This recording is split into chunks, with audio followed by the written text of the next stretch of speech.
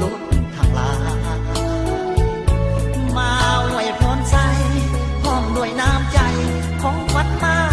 กมายเจ้าภาพแต่น้องทั้งสองฝ่าย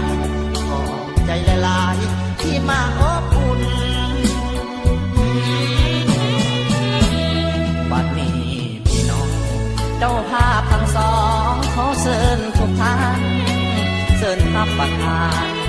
อาหารเลยร่วมสำราญเป็นเกียรติพวกเรา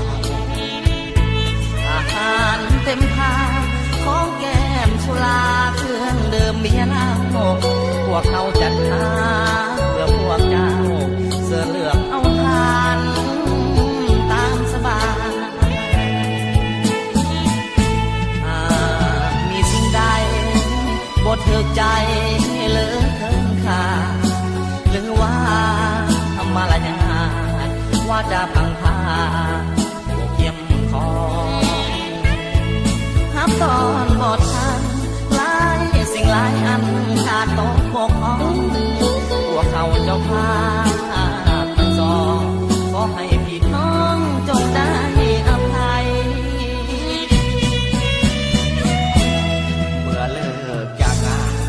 เดินทางกลับบ้านขอให้มีโซ่อย่ามีทุกข์มีโซ่อย่ามีโลกเบียดเบียนหาวี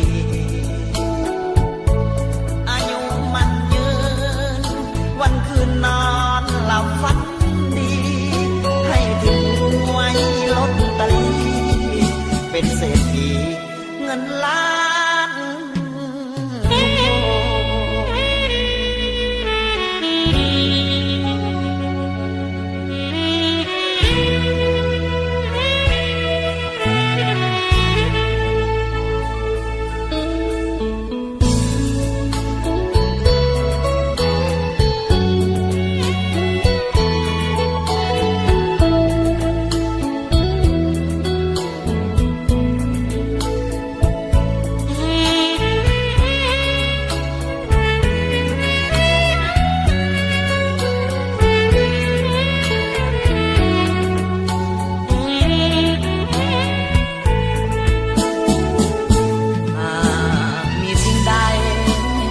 เถิดใจ